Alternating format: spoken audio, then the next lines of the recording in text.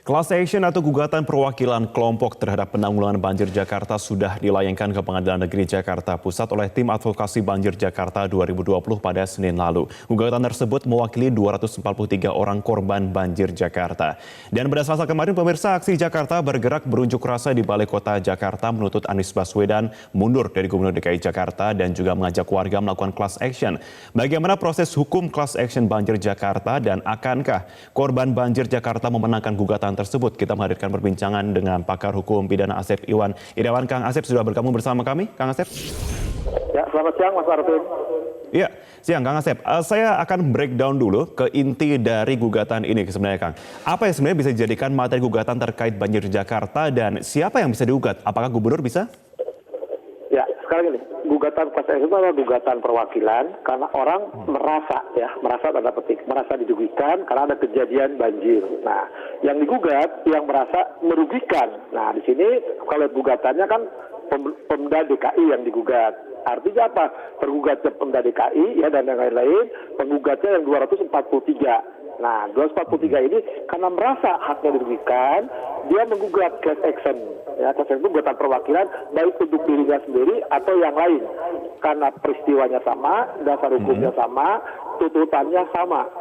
Nah, itu dulu yang class action pertama. Okay. Yang kedua, kenapa class action dimungkinkan? Ya, diatur dalam Perma 1 nomor 1 2002 atau di buku 2 Mahkamah Agung edisi revisi 2013. Nah, syarat pertama dulu, syarat formal. Apakah gugatan class action yang dibuat sekarang bentuk class action ini memenuhi syarat formal apa enggak? Nanti akan dilihat oleh hakim. Akan dilihat dulu syaratan formal ini. Apakah ada mewakili kelompok, subkelompok, ya?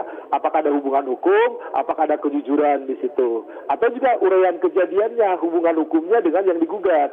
Itu di formalitas class action. Kalau class action nanti formalitasnya diterima, akan dibuat penetapan. Tapi kalau nanti ditolak, ya, maka akan dibuat putusan. Perkara tidak lanjut. Tapi kalau dengan penetapan memenuhi syarat, maka akan diperiksa. Nah, sidangnya sama seperti sidang perdata lainnya. Nanti hakim akan beri saran, entah mediasi, entah perdamaian, termasuk notifikasi pemberitahuan. Ya. Nah, ini dasar hukumnya menggunakan HR, RBG. Ya. Oke, Kang, bisakah gubernur dituntut untuk mundur di sini? Ya, perkara perdata itu siapapun berhak. Tapi belum tentu hak itu ya harus dibuktikan di persidangan.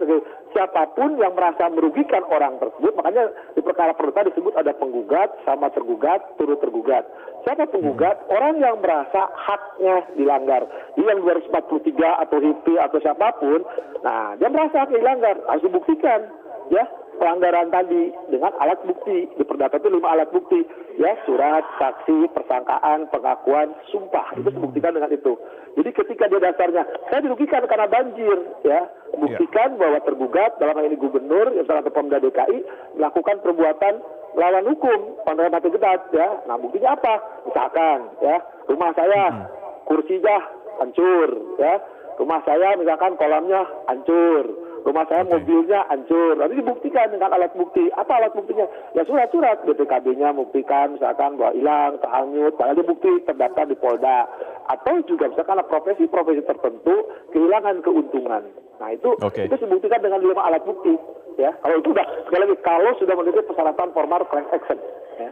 Oke, Kang, sepertinya pembuktian ini kok sepertinya alot sekali ya. 2002 itu pernah ada berusaha ataupun class action mengenai banjir. Kemudian 2007 juga tercatat ada juga. Sementara 2017 ada tapi bukan mengenai banjir. Tapi 2017 kemudian penggugat menang. Tapi untuk 2002-2007 terkait banjir ini nggak menang, Kang. Susah apa sih Kang sebenarnya untuk membuktikan ini? Ya, gini, class action itu tidak hanya karena banjir, jadi banyak perundang-undangan lebih dari 10, misalkan lingkungan hidup tuh pabrik-pabrik bikin pencemaran, misalnya class action, kehutanan, lembaga konsumen, termasuk zona ekonomi eksklusif, termasuk pornografi, termasuk jasa konstruksi. Nah, kenapa sekarang kita banjir kemarin nggak menang?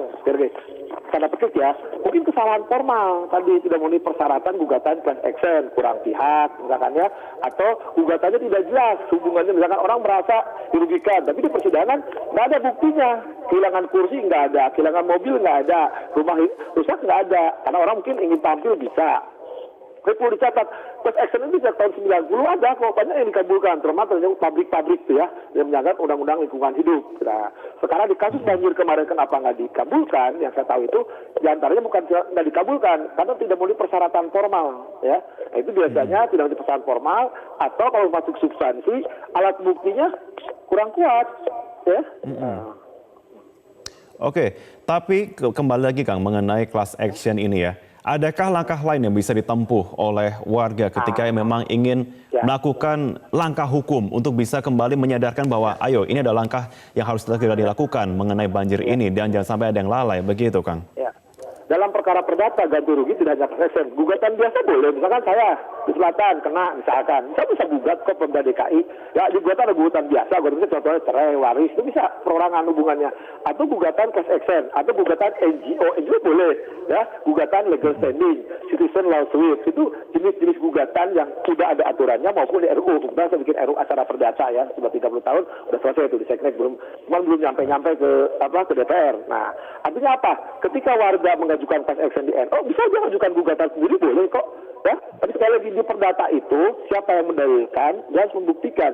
Dibuktikan dengan apa? Tadi, ya, dia kerugian, tunjukkan kerugiannya, misalkan apa. Ya, dia misalkan pedagang hari ini harusnya dapat untung, nggak dapat untung karena dagangannya habis. Terbuktikan bahwa dia pembeliannya dulu segitu, misalkan mobilnya rusak. Nah, kata bengkel segini, buktikan dari bengkel dia pemeliharaannya misalkan sekian. Nah, itu sekali lagi dibuktikan dengan 5 alat bukti, terutama alat bukti di perdata itu surat.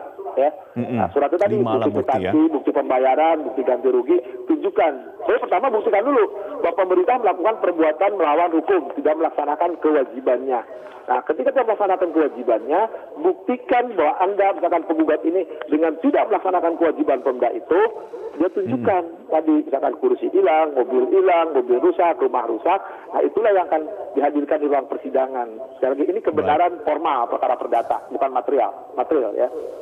Baik, berarti itu yang bisa menjadi bukti kuat untuk bisa terus bisa melanjutkan ataupun juga mungkin dalam gugatan lain mungkin yang akan dilakukan oleh class action berikutnya mungkin ya. Terima kasih Kang Asep Iwan Ira untuk waktu yang bersama kami di Metro siang kali ini.